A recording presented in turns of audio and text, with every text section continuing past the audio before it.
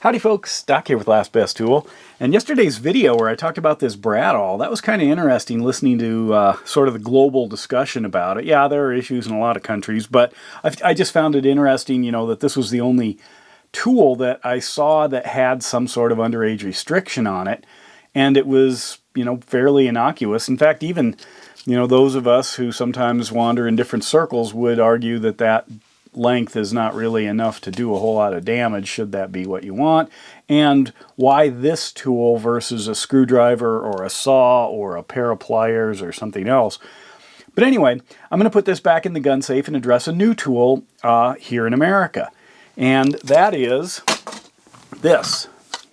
Look at that baby. You ever had one of these before? Now, a lot of times we use these bit clips to hold our bits, but this has a bit magazine. Look at that. So we're going to do some work with this guy. What we've got is essentially a ratcheting screwdriver on the front end, reversible here, of course, plus a center lock, and it changes angles, so I can adjust it if I want to screw around corners or something. And it has a position here, and of course there. It's very similar, I thought, to this Philo here that also has a similar build, although this one is much heavier duty. You could use much larger caliber bits in this with confidence. This is still, you know, it's plastic, and I don't know why anyone would want a plastic tool like this. You need metal, solid metal, right?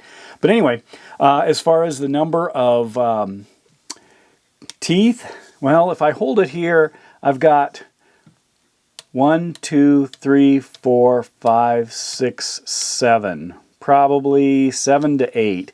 So it's somewhere between, I don't know, 21, or excuse me, yeah, 28 and maybe 32. So maybe around a 30 tooth ratchet. Doesn't feel terribly strong, but you know, it is what it is.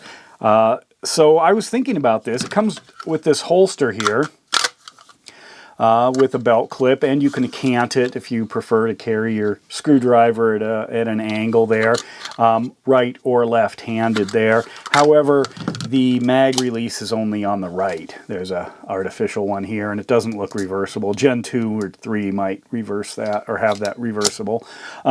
If you happen to use something, if you're into belt-fed screwdrivers, here is the Vessel bit belt, so that's a little bit different. But otherwise, we're kind of stuck with this, and these don't come out. So I also noticed, if you count, it's only 6 bits here, so it should be good in most jurisdictions. But anyway, it's kind of a nice little tool. I don't know how strong it is. Let's go ahead and take it to the range before we look at some of the other features here. So I've got a standard. Well, I might use I'm going to use a silencer because it's kind of loud around here. So anyway, let's go ahead and see how this screws in. I'm going to go easy on it simply because this mechanism, a little wonky. I don't know. Feels more like a high point than you'd think. But anyway, so we'll screw this in, hold this down and try this.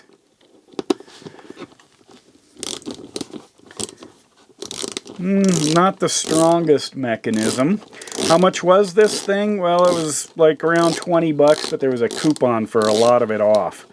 Back drag, of course, is an issue here. I haven't had a whole lot of jams.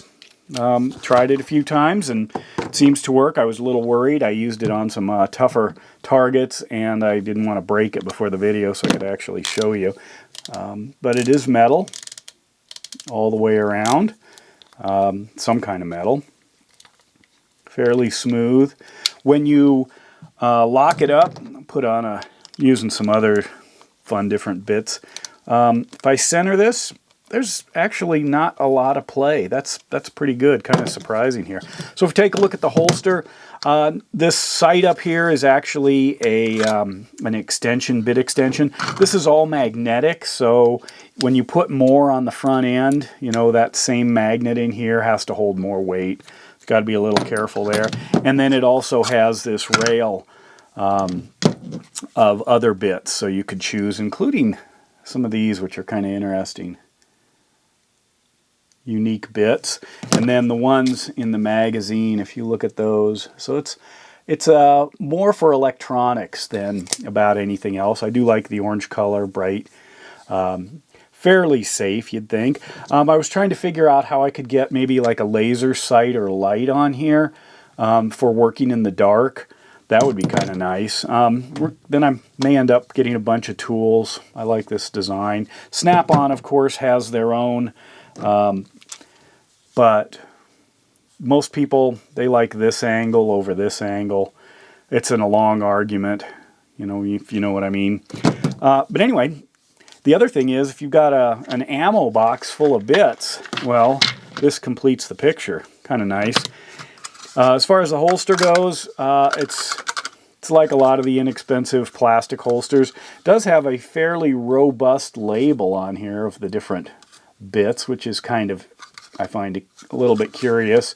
And because this is a pass-through where the barrel extends through the holster, it would be possible to easily use this while it's in the holster for those cowboy action types or bears, things like that, where you might end up having to operate the screwdriver while it's still in the holster. That's the thing. But anyway, overall, I'll put a link below. I got it off of Amazon. I thought that's just too crazy. Is it real? I wasn't expecting much, but it's kind of fun, so I thought I'd show it to you. Anyway, the specifics, it's called the Keenwise Tactics Series 2882A Ratcheting Screwdriver Kit 14-in-1. So it's got a pretty long name, pretty simple design, and there you go. And with that, Doc out.